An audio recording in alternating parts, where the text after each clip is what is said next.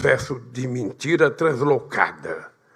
Ou seja, era proibido se dizer a verdade e era muito importante mentir. Quanto mais se mentisse, melhor. E esse banco foi vítima de muita mentira. A primeira mentira que se contou contra o BNDES foi a de que o BNDES nunca foi caixa preta. De tanto martelar isso na cabeça das pessoas, o banco teve que gastar 48 milhões numa auditoria internacional em 2020. E o resultado para a demissão dos caluniadores foi que nada foi encontrado de irregular nas operações, porque todas foram contratadas com critérios técnicos e garantias firmes, sob controle de dirigentes sérios de um corpo técnico altamente qualificado.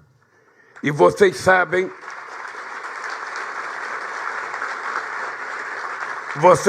o quanto essas mentiras custam para o povo brasileiro durante um processo eleitoral. Porque muitas vezes também, às vezes os meios de comunicação preferem privilegiar a mentira do que tentar procurar saber a verdade. Outra grande mentira é que o BNDES dava dinheiro para os outros países, que outros países viviam recebendo o dinheiro do BNDES, que o PT era farto em dar dinheiro para outros países. O BNDES nunca deu dinheiro para país amigo do governo. O banco financiou o serviço de engenharia de empresas brasileiras em nada menos que 15 países da América Latina e do Caribe entre 1998 e 2017. O que é importante agora, numa matéria publicada no jornal Valor, de um total de 10 bilhões e 500 milhões financiados, o BNDES já recebeu 12 bilhões e 800 milhões. Assim, alguns contratos em atraso, todos cobertos por garantia. Mas o fato é que essas operações deram lucro, além de gerar dinheiro e milhares de empregos no Brasil. E vamos ser francos, os países que não pagaram, seja Cuba, seja Venezuela, é porque o presidente resolveu cortar a relação internacional com esses países e, para não cobrar, para poder ficar nos acusando, deixou de cobrar. E eu tenho certeza que no nosso governo esses países vão pagar, porque são todos países amigos do Brasil e certamente pagarão a dívida que tem com o BNDES. A terceira mentira, que o BNDES privilegia meia dúzia de empresas. O BNDES não privilegiou meia dúzia de empresas em seus financiamentos. Ao final do meu governo, 480 das 500 maiores empresas atuando no Brasil tinham relações bancárias com o BNDES. Empresas privadas, públicas e estatais, de diversos setores e até governos estaduais, embora em volume que é preciso aumentar significativamente, 97% do financiamento indireto por meio da rede bancária foram para pequenas e médias empresas. É só pegar o passado do BNDES para vocês perceberem que nós emprestamos ainda muitas pequenas empresas, mas pouco dinheiro. E eu quero te dizer, com o Pedro Luiz Mercadante e para a tua diretoria, que é importante a gente ter clareza que o BNDES tem que privilegiar o financiamento de micro e pequenos empreendedores para que a gente dê um salto de qualidade na produção e no crescimento econômico desse país. A outra coisa grave é que o BNDES nunca foi servidor da recursos do Tesouro, embora seja dever de qualquer governo comprometido com o país a apoiar sua maior agência de desenvolvimento. As maiores fontes de recursos do BNDES são o FAT e os resultados de suas próprias operações, investimentos e participações acionárias. Ao final do nosso segundo governo, os lucros do BNDES passaram de menos de 1 bilhão para mais de 10 bilhões ao ano. E a inadimplência era 0,01%, quando a média do sistema financeiro chega a ser 2,9%. Portanto, parem de mentir com relação ao BNDES e entenda que o BNDES é a mais importante agência de investimento no desenvolvimento que esse país criou. E, a partir de 1952, esse banco prestou enormes e grandes serviços ao povo brasileiro e vai continuar prestando.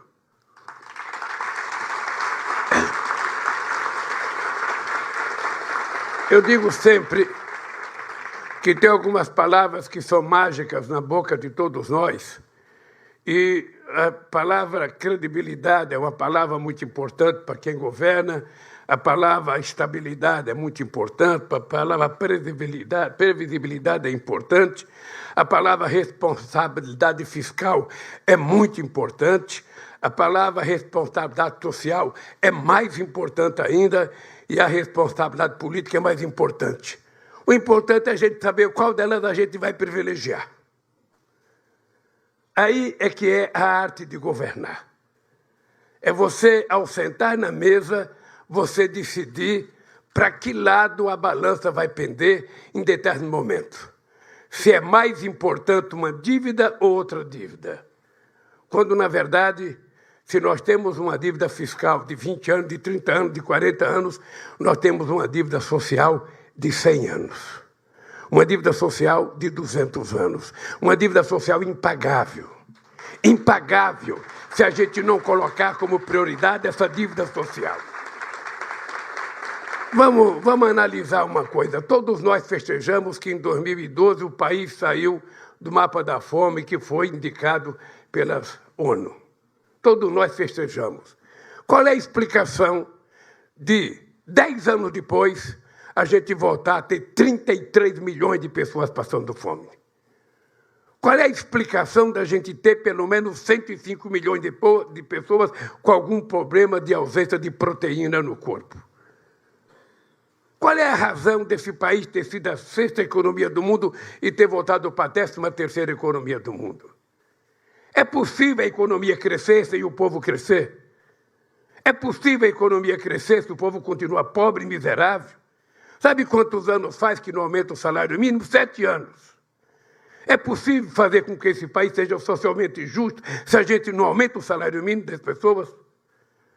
Se a gente fica brigando contra o piso dos professores, fica brigando contra o piso das enfermeiras? Afinal de contas, que país democrático nós queremos criar se a gente não consegue fazer com que as pessoas das camadas mais baixas consigam subir um mínimo de um degrau na escala social?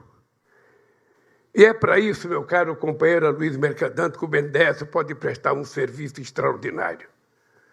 É para isso que o BNDES pode contribuir para fazer com que a taxa de juros nesse país caia do jeito que está. Porque eu vou dizer uma coisa para vocês, não tem explicação para que a taxa de juros esteja a 3,5%. Como é que eu vou pedir para o Josué fazer com que, sabe, os empresários ligados à Fiesp vão investir se eles não conseguem tomar dinheiro emprestado?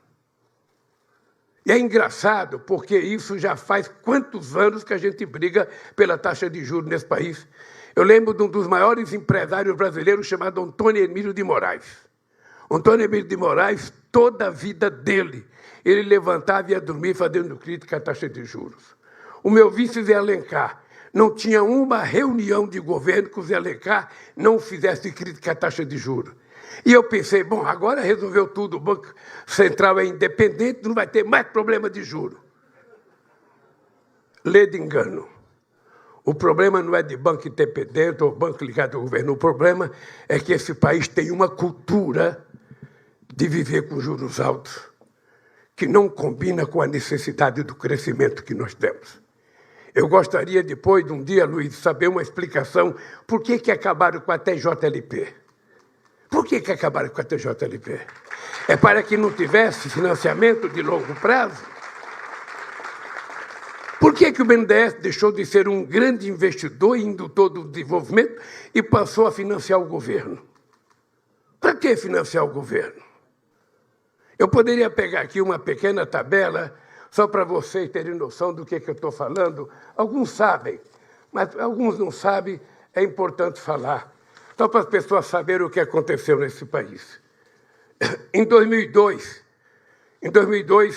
o BNDES desembolsava 37 bilhões de reais, Luiz. 37 bilhões para o investimento. Em 2010, 168 bilhões.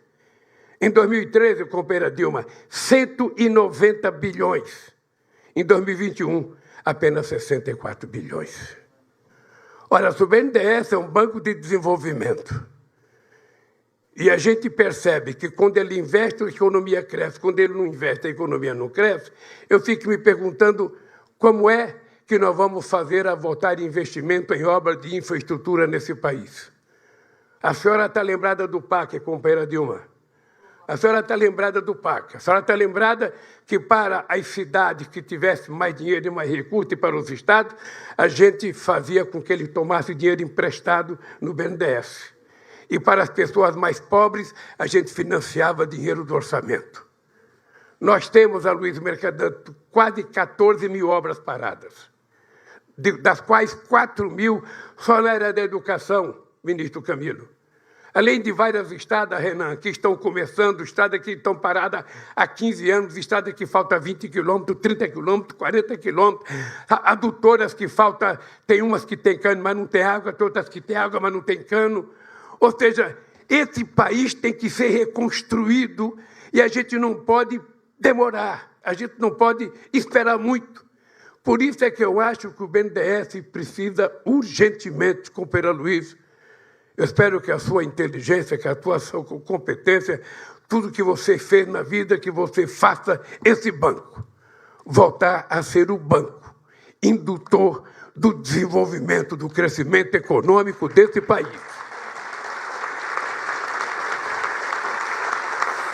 Que a gente não tenha medo de emprestar dinheiro para o Estado se o Estado tiver capacidade de endividamento. Que a gente não tenha medo de emprestar dinheiro para uma cidade se ela tiver capacidade de endividamento. O que a gente não pode é emprestar para quem não pode pagar. Mas se as pessoas tiverem condições, eu acho que esse banco, eu acho que o Banco do Brasil, companheira presidenta do Banco do Brasil, acho que a Caixa Econômica, acho que o BNB e acho que o BASA foram criados exatamente para isso, para fazer, muitas vezes, aquilo que o setor público não quer fazer ou não pode fazer. É para isso que nós criamos um banco. E quem tiver dúvida, eu queria lembrar que a crise de 2008, se não fosse o BNDES, esse país tinha afundado. E ele não afundou exatamente por causa do BNDES, que colocou dinheiro à disposição para empreender este país. E é por isso que nós fomos o último a entrar na crise e o primeiro a sair da crise. É por isso que, quando nós deixamos o governo, a economia crescia 7,5%, o comércio varejista crescia quase que a 13%. E esse país precisa voltar, porque se ele não voltar, a gente não sabe até quando que a gente vai segurar. Porque o que aconteceu no Palácio do Planalto, no Palácio da Alvorada, na Suprema Corte e no Tribunal, foi uma revolta dos ricos que perderam as eleições. Foi uma revolta de muita gente rica que não queria perder as eleições. Nós não podemos brincar, porque um dia o povo pobre pode se cansar de ser pobre e pode resolver fazer as coisas mudarem nesse país. E eu ganhei as eleições exatamente para fazer as mudanças que não eram feitas. Se nós conseguirmos decepcionar esse povo e o povo passar a desacreditar em nós, eu fico pensando o que será desse país. Esse país não pode continuar sendo governado para uma pequena parcela da sociedade. Esse país tem que ser governado para a grande maioria do povo brasileiro. Esse país, eu vi a felicidade dos funcionários do BNDES batendo palma para você. Eu não sei há quanto tempo eles estão sem receber aumento de salário, mas o servidor público federal, os servidores públicos federal estão há 7 anos sem receber aumento de salário. O salário mínimo faz 7 anos que não aumenta. A minha pergunta é, como é que a gente pode falar em estabilidade, previsibilidade, credibilidade, se a gente sequer cumpre o dever de reajustar o salário mínimo todo ano, não apenas de acordo com a inflação, mas dar um pouco do crescimento da economia quando ela crescer para repartir com o povo. Eu, Aloysio, estou botando muita fé na tua gestão no BNDES. Você não tem noção da fé que eu estou tendo em você, por isso eu quero que você saiba também da responsabilidade que você tem.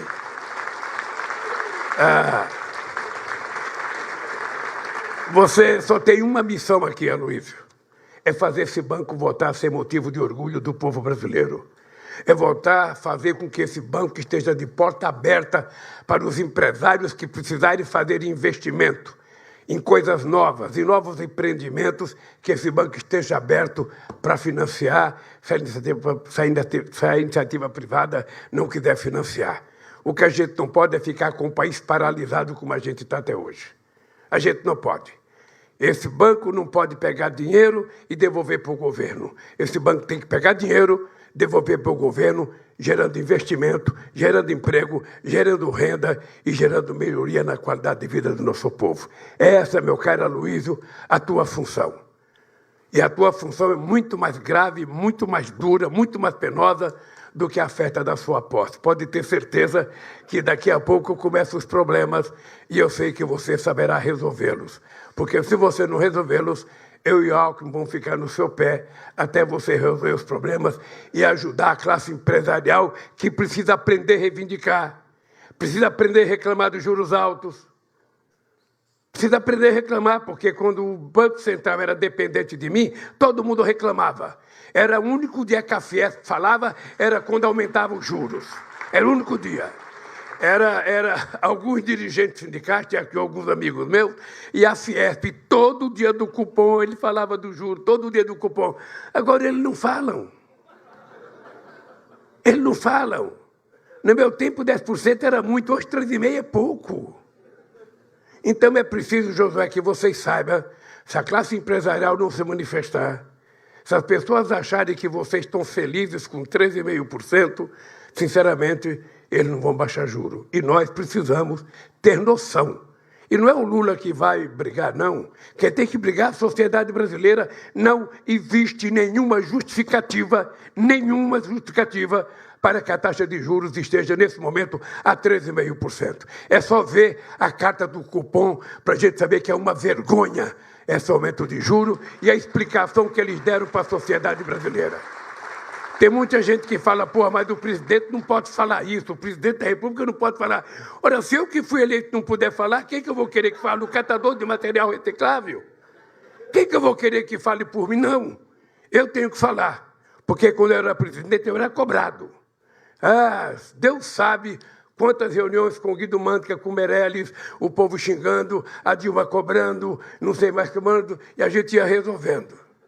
Agora é o seguinte, a sociedade brasileira precisa compreender que a economia brasileira precisa voltar a crescer. É urgente ela voltar a crescer. E só tem dois jeitos dela voltar a crescer. Ou a iniciativa privada faz investimento, e ela só vai fazer investimento se tiver demanda, ou o Estado incentiva a iniciativa privada a fazer, colocando ela primeiro a mão na massa. E eu acho que é esse o papel do nosso governo, é colocar a mão na massa para a economia voltar a crescer.